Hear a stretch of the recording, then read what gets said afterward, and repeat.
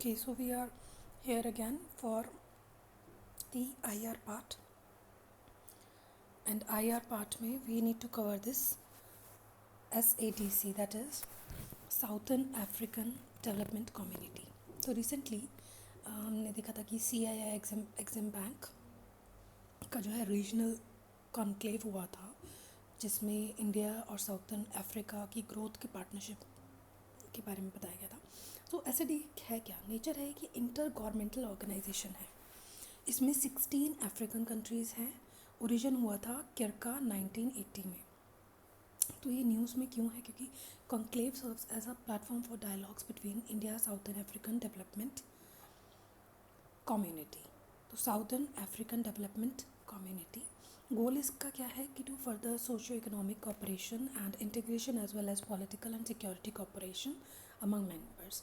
तो current conclave जो हुआ था, इसका एम था कि वो इन्हांस करे collaboration for realising the vision of US $150 billion investment and USD $2 billion trade between India and Africa by 2030 की इंडिया और अफ्रीका के बीच में 200 बिलियन का ट्रेड होना चाहिए. तो जो कॉन्क्लेव है एग्जिम बैंक का, in report title Reinvigorating India's engagement with Southern Africa provided strategies to enhance engagement with SADC, that is Southern African Development Community. तो नीड क्या है इसकी? नीड इसकी क्या है? क्योंकि ये करेगा सोर्सिंग सर्टेन क्रिटिकल मिनरल्स. तो इससे हमें ये होगा कि कुछ क्रिटिकल मिनरल्स का सोर्स होगा. प्रिवेंट करेगा ये चाइना की मोनोपोली को, जो हमारे लिए बहुत ज़रूरी है. मैरीटाइम सिक्योरिटी को इन्हांस करेगा. साउथ कॉपरेशन इंक्रीज़ होगा. इन्वेस्टमेंट अपॉर्चुनिटीज़ बढ़ेंगी इंडिया के लिए. And economic sustainability for the region होगा. तो रीजन के लिए तो economic sustainability, maritime security, China की मोनोपोली, इन्वेस्टमेंट अपॉर्चुनिटीज़ और साउथ कॉपरेशन. ठीक है, तो पहले हम इसमें वन बाय वन देख लेते हैं. तो सोर्सिंग क्रिटिकल मिनरल्स, तो इसमें क्या होगा? साउथर्न अफ्रीका रीजन हमें पता है कि बहुत ज़्यादा इसमें लिथियम, ग्रेफाइट, कोबाल्ट, निकल, कॉपर, रेयर अर्थ मिनरल्स. सो ये जो हैं एसेंशियल हैं building a global green economy for the future. And they also comprise new market opportunities for net zero transition. So China की मोनोपोली कैसी होगी कि वर्ल्ड में रेयर अर्थ एलिमेंट्स जो largely controlled by China worldwide. So with their rising demand, the risk of China performing on a monopoly on trade industry has also increased now. So Africa is one of the region targeted as an alternative source of rare earth elements commodity. So maritime security हमें पता है कि large coastal lines है SADC की. It's important stakeholder in ensuring a safe and secure maritime environment, especially Indian Ocean region. So another is South-South cooperation, that is with increasing diversification of India's global trade towards developing countries. SADC has emerged as important trading partner for India. So investment opportunities कैसे बढ़ेंगी India के लिए कि SADC countries offer opportunities in economic sector including trade, transport, energy, ICT, healthcare and education. So economic sustainability होगी region की, वो बढ़ेगी. Like scaling a private sector होगा. Investment would also ensure better debt sustainability and management. Innovation and efficiency increase होगी, enhance होगा competitiveness of their economies. So what are the challenges in enhancing the engagement? कि ये engagement बहुत ज़्यादा आगे नहीं जा पा रहा है. तो poor governance system we have, and the China challenge, lack a clear strategy for cooperation. तो पुअर गवर्नेंस कैसे हो रहा है कि करप्शन हो रहा है, मिसमैनेजमेंट, वायलेंस, इनसफिशिएंट इंफ्रास्ट्रक्चर है, पुअर गवर्नमेंट सर्विसेज हैं, delivery to improvised community and political stability may enhance the risk of businesses. These factors have been exacerbated by COVID-19 pandemics. China challenge कैसे है कि China strategic approach है, consistently, deeper pocket है, technological capacity है, vast resources हैं. So ये जो है एक give her a formidable edge in Africa as compared to India. So lack a clear strategy for cooperation. ये हम लिख सकते हैं कि एक तो ई गवर्नेंस का चैलेंज है, poor governance है, और lack of clear strategy है. तो India Development Aid have been designed to achieve a larger development goals such as food and health security, education for all, clean energy. So यहाँ पे lack of effective synchronisation between development instruments जो कि एक India के development पे less effective हो रहे हैं अभी. तो डाइवर्सिटी है because there are multiple cultures and a number of different languages are here because South Africa में डिफरेंट लैंग्वेज है, इंडिया में डिफरेंट है, which means adopting a bespoke approach to a different region is very crucial. Skilled labor, due to poor state of the public education system, skilled labor can be difficult to find in many technical and professional segment. यार ये reason बहुत ज़्यादा India में भी है क्योंकि India का जो एजुकेशन सिस्टम है वो बहुत ज़्यादा रटिफिकेशन और इन सब चीज़ों के ऊपर बेस्ड है, जिस वजह से स्किल्ड चीज़ नहीं आ पाती है. एट दी एंड बहुत ज़्यादा पढ़ने के बाद भी, बहुत सारी डिग्री लेने के बाद भी वो पर्सन स्किल्ड नहीं हो पाती किसी भी चीज़ में. ठीक है, तो फिर भी उसके बाद ये चीज़ रहती है कि वो किस फील्ड में जाए, क्या चीज़ वो अच्छा कर सकते हैं. तो स्किल के ऊपर इंडिया को भी काम करने की बहुत ज़्यादा ज़रूरत है. So limits on foreign control. For example in South Africa we know that it's a broad based black economy develop employment of 2013. तो फॉरेन कंट्रोल का है. Requires level of companies ownership participation by black South Africans to obtain bidding preferences on government tenders and contracts. So what are the strategies that proposed by Exim Bank to enhance India's engagement with Southern African development communities? Here, what are the strategies? So strategy alliance for critical minerals. So critical minerals के related strategies है developing manufacturing value chains and also increasing circulatory in Africa's mining sector, access to trade finance in Southern Africa and maritime and defense cooperation. तो अगर हम इसमें first पे जाएँ तो strategic alliance for critical minerals, like India could set up a joint exploration activities, establish strategic investment fund और import credit lines for securing critical minerals asset जैसे cobalt हो गया, लिथियम हो गया, developing manufacturing value chain like strategic Southern African development community, industrialization strategies and roadmap aims to increase the manufacturing exports by at least 50% to the total export by at present is less than 20. तो हमें 50% से ज़्यादा बढ़ाना है. तो यहाँ पे क्या है, इसको मैं देख रही हूँ. तो value steering India's development cooperation in Africa. तो क्या क्या वैल्यू है जिसके ऊपर हमें देखना है. तो एक तो डिमांड ड्रिवन होना चाहिए, कंडीशनैलिटी फ्री होना चाहिए, बहुत सारी कंडीशंस इसमें नहीं होना चाहिए, principle of partnership among equals होना चाहिए. ठीक है, अब हम इसमें देखें कि increasing circularity in Africa mining sector. Africa में India investing in African mining could contribute by to the environment by using water saving technology, renewable energy solution दे सकते हैं, रीपर्पसिंग वेस्ट रॉक दे सकते हैं, रिहेबिलिटेट माइन दे सकते हैं, recycling and reusing vehicle parts दे सकते हैं, कंस्ट्रक्शन मिनरल्स दे सकते हैं. So what are the access to trade finance in southern Africa. अगर हम इसके लिए बोलें तो जो DFI है, डायरेक्ट फ्रेट, इसमें ये वुड हेल्प कर सकते हैं financial instruments like participation and transaction guarantee agreement to support non-traditional conforming bank from emerging markets. So ये ज़्यादा याद करने की ज़रूरत नहीं है. अब हम इसमें देखें मैरीटाइम और डिफेंस कॉपरेशन कैसा है कि इंडिया जो है एक इमर्स्ड होता है, एक leading defence export in recent years. So ये जो है ये फुलफिल कर सकता है Africa's maritime, aerospace and defence requirements. तो India was the 23rd largest defense exporter in 2027 to 2021. So it's a 4 years of time period. So India was the SIPRI International के according 23rd largest. इसको हम कहीं ना कहीं use कर सकते हैं, बहुत सारी जगह पे हम इस रिपोर्ट को कोट कर सकते हैं कि India was the not in this section but in various form की SIPRI ने ऐसा कुछ बोला था. कंक्लूजन क्या है कि India must chart out road map for its development of programmes in Africa, outline for the long-term strategy हमें देखनी है.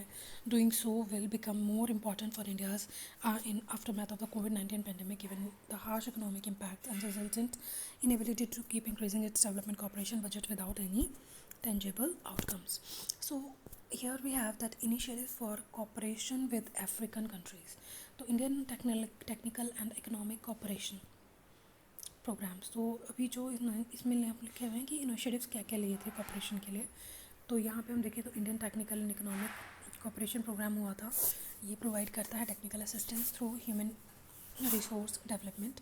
सागर है हमारे पास, security and growth for all in the region. ठीक है, ये मैरीटाइम से रिलेटेड है। It's the basis of robust maritime partnership between India and Africa, Asia Africa growth corridor. ठीक है, ये भी हमारे बना हुआ है। इसके बाद इंडिया अफ्रीका डिफेंस डायलॉग भी है। Initiative by Exim bank, it has extended to its own commercial lines of credit to various regional financial institutions and parastatal entities in Africa. Humanitarian aid है, that is India has added African countries by provided food, essential medicines and vaccines to African countries amid crises like COVID-19 pandemic. Guidelines principles हैं in 2018 में Prime Minister outlined the 10 guiding principles for India's Africa engagement, often regarded as India's vision statement. So अगर अब इसमें बात करें, next हमारे पास topic है India UN development partnership fund. तो इसमें हमें देखना पड़ेगा कि क्या क्या चीज़ें आ रही हैं। तो इंडियन यूएन पार्टनरशिप फंड में रिसेंटली इंडिया ने यूएन का पार्टनरशिप फंड कोलैबोरेट किया है, सेलिब्रेट किया है 5 years of south south cooperation. तो साउथ साउथ कोऑपरेशन में 5 साल इंडिया ने सेलिब्रेट किया है। तो UN development partnership fund UNDF, इसमें ये कुछ की पॉइंट्स आ गए हैं। पहले इसको देखें, पहले इसको थोड़ा सा जान लेते हैं इसमें है क्या। ये एक डेडिकेटेड फैसिलिटी है जो कि इस्टेब्लिश करी गई थी 2017 में। तो अब पूरे 5 साल कंप्लीट हो गए हैं with in the UN framework convention on climate change. ठीक है, तो government of India has committed $150 million over 10 years to India's UN fund. ठीक है, it is managed by UN Office for South-South Cooperation and implemented in collaboration with UN systems. तो UN Office for South-South Cooperation hosted by UNDP. ठीक है, तो United nation development UNDP, ठीक है, since 1974 में it was established by UN General. It is mandated to advocate for the coordinate South-South and triangular cooperation in global and UN system basis. ये support करता है Southern owned and led demand driven and transformational sustainable development project across the developing world. ये also focus करता है least develop countries and small island developing states के लिए। ये notable example है साउथ साउथ कोऑपरेशन का विद द सिस्टम। तो अब हम इसके ना कुछ देख लेते हैं कि यूएन डेवलपमेंट पार्टनरशिप फंड में क्या क्या चीज़ें आ जाती हैं। सस्टेनेबिलिटी आती है कि हम सस्टेन तरीके से यूज़ करेंगे, इक्वालिटी देंगे। ठीक है, यूएन नेशन सिस्टम पार्टनरशिप है, ये गवर्नमेंट टू गवर्नमेंट है, कोई कंडीशनैलिटीज़ इसके अंदर नहीं है। Spirit of south south and triangular cooperation है, म्यूचुअल बेनिफिट्स के लिए है, पीपल सेंटर डेवलपमेंट है, स्ट्रेंथनिंग लोकल कैपेसिटी, ये 17 सस्टेनेबल डेवलपमेंट गोल्स को एड्रेस करता है, नेशनल ओनरशिप एंड लीडरशिप। तो ये सब जो हैं इसके की पॉइंट्स हैं। Sustainability, equality, government to government participation, कोई कंडीशनैलिटीज़ नहीं है, south south and triangular cooperation है, म्यूचुअल बेनिफिट के लिए है, पीपल सेंटर्ड है, ये लोकल कैपेसिटी को स्ट्रेंथन करता है। 17 स्ट्रैटेजिक डेवलपमेंट गोल्स जो हैं, सस्टेनेबल डेवलपमेंट गोल। ठीक है, तो हम इसमें देखते हैं कि साउथ साउथ कोऑपरेशन किसको बोलते हैं। साउथ साउथ कोऑपरेशन का मतलब है, ये रेफ़र करता है technical cooperation among developing countries in global south. Operationally it's process whereby 2 or more developing countries pursue their individual or shared national capacity development objectives. ये ड्राइव करता है adoption of the businesses areas plans of action for promoting and implementing technical cooperation among the countries BAPA by 138 UN member states in Argentina. तो ये जो plan है establish करता है एक scheme of collaboration among least develop countries. ये mostly located है south of the planet में ये इस्टेब्लिश करता है for the first time framework of this type, और ये बेसिस है प्रिंसिपल्स ऑफ कॉपरेशन का, ठीक है। Respect for sovereignty, non interference in internal affairs and equality of rights among others. So what are the other types of cooperation? North south cooperation है और एक triangular cooperation है।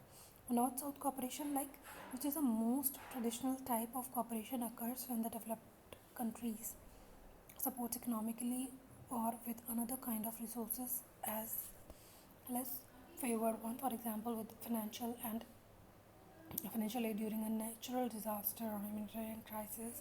The division of north and south is used to refer to social, economic and political differences that exist between the developed countries and developing countries. Triangular cooperation में है कि ये involve करता है 3 एक्टर्स को, 2 from south and 1 from north, ठीक है। तो triangular cooperation involve 3 actors, so the latter which can also be international organization provides the financial resource so that couple of south can exchange technical assistance on the specific topic. तो अब इसमें कुछ hurdles देख लेते हैं south south corporation का। तो hurdles जो है इसमें वो ये है कि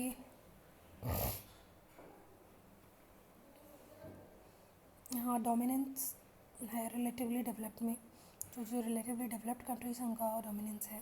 lack of unanimously accepted definition, ठीक है। नॉर्थ ओरिएंटेड माइंडसेट है, traditional vertical links with metropolis, ठीक है। म्यूचुअल सस्पेंशंस हैं राइवलरीज का including between bigger and smaller states.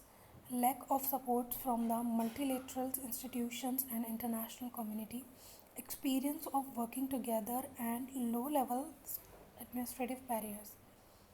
Conclusion क्या है इसका कि focus on specific activities with multiplier and catalytic effects, जैसे कि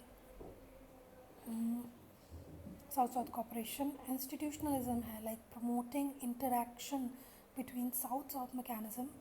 इसके लिए इन्होंने रिप्रेजेंटेटिव मैकेनिज्म दिए हैं ग्लोबल स्कोप में, जैसे G77 चैप्टर्स हैं, नेम है, ठीक है, G15 है, OPEC है, should come together with the learning and experience will lead to common activities. So report on state of South-South cooperation, like a regular report on state of South-South cooperation needs to be prepared as an essential and necessary tool for policy making and action in this domain. अगर हम इसमें बात करें कि news and short में friend shoring है, like ये citing development deepening economic integration, US treasury secretary pitched for friend shoring for India. Friend shoring basically एक US का as a mean to insulate global supply chain from external disruption और economic coercion. So अगर हम कुछ past few years से देखें, world had experience series of trade disruption. US China trade war happened, COVID-19 pandemic happened, Russia invasion happened. So बहुत सारे trade disruptions हुए हैं in this case. So idea is for the group of countries with shared values to deploy policies encouraging companies to spread manufacturing within that group, ठीक है। तो sectors that are importance are semiconductor industries, green energy, telecommunications and mineral industries. तो related terms जो हैं एक offshoring होता है, एक रीशोरिंग होता है। ऑफशोरिंग में companies cutting cost by shifting manufacturing to country with cheaper labour. Offshore मतलब उसी कंपनी का कोई हमने दूसरी कुछ टैक्स हेवन कंट्रीज़ में हमने अपना ऑफिस सेटअप डाल दिया। रीशेयरिंग हो गई कि companies bringing product back to their home country, जैसे इंडिया अपना बहुत सारे टैक्स को कट कर रहा है, कॉर्पोरेट टैक्स को थोड़ा सा कम कर रहा है, जिसके केस में हो सकता है वो कंपनीज वापस से अपना जो फैक्ट्रीज है वो इंडिया में इस्टेब्लिश कर ले।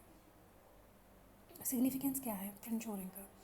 ये प्रिवेंट करेगा नेशंस जैसे China, Russia from unfairly leveraging the market position in the key raw materials, technologies और product to disrupt global economy.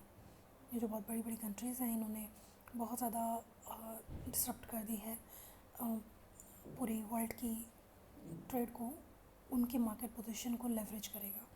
ठीक है, diversifying global supply chain, global supply chain जो होगी वो डाइवर्सिफाई होगी ताकि इतना ज़्यादा इम्पैक्ट बहुत ज़्यादा ना पड़े। Business become more resilient to external shocks, war हो गया, फेमाइन हो गया, हो रहा है, बट जो है ट्रेड डिसरप्ट नहीं होगा। तो concern relating to friend shoring, consider part of de globalisation process, फिर से डी ग्लोबलाइजेशन हो जाएगा, which could see further supply shocks and higher prices in short term and lower growth in long term. Poor countries needed global trade might be excluded from this. जो poor countries होंगी उन पे effect पड़ सकता है। ठीक है, तो डी ग्लोबलाइजेशन हो सकता है with in the same country में ही वो चीज़ हो, पुअर कंट्रीज़ के ऊपर मेजर इम्पैक्ट पड़ेगा बिकॉज वो हो सकता है वो उसका पार्ट ना हो। And it was organised by China international development cooperation agency which is Beijing's new development aid agency. ठीक है, तो ये भी इसका कुछ कंसर्न है कि ये चाइना का इंटरनेशनल डेवलपमेंट कॉपरेशन एजेंसी है। अब इसमें हम बात करते हैं Indo Pacific regional dialogue. Indo Pacific regional dialogue of 2022, ये 4th एडिशन है। तो इंडियन पैसिफिक रीजनल डेवलपमेंट एक apex level international annual conference है इंडियन नेवी की। ये मैनिफेस्ट करता है नेवी इंगेजमेंट, ठीक है, स्ट्रेटजिक लेवल। तो इंडो पैसिफिक जो रीजनल है, it seeks to foster change of ideas and promote deliberation on regional relevant maritime issues. It's a track of 1.5 events having a balanced representation from government and non-government agency. So Indian and Pacific Ocean में इनका dialogue होता है किसका, navy का। So we have now China Ocean region। तो China Ocean region में अगर हम बात करें तो we have China convened a first China Indian Ocean region forum, जो ब्रिंगिंग टुगेदर करता है 19 कंट्रीज़ को from the region, from all of Indian neighbours except India. Like ये प्रपोज करता है establish a maritime disaster mechanism between China and countries in Indian Ocean reason.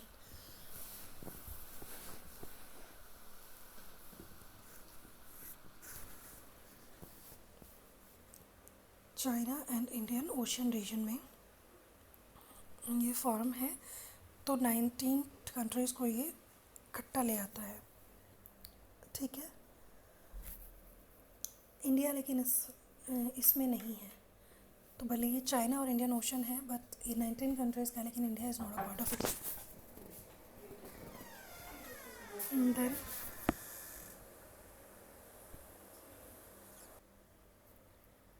तो अब इसमें हमारा जो लास्ट टॉपिक है ये है करेंसी मॉनिटरिंग लिस्ट में। तो ये आगे का लास्ट टॉपिक है करेंसी मॉनिटरिंग लिस्ट में। क्या है कि United states department of treasury has removed India from its currency monitoring list. तो इंडिया को उन्होंने रिमूव कर दिया है। ये है जो लेबल देते हैं US government to countries, it feels are engaging in unfair trade practices by devaluing their currency against dollar। तो इकोनॉमिक मीटिंग हुई, 2 or 3 criteria placed on the monitoring list like significance, bilateral trade surplus with US जो है India का, material current account surplus है equivalent to at least 2% of the GDP over a 12 months period, ये भी है। So persisted one-side intervention occurs when net purchase of foreign currencies are conducted repeatedly।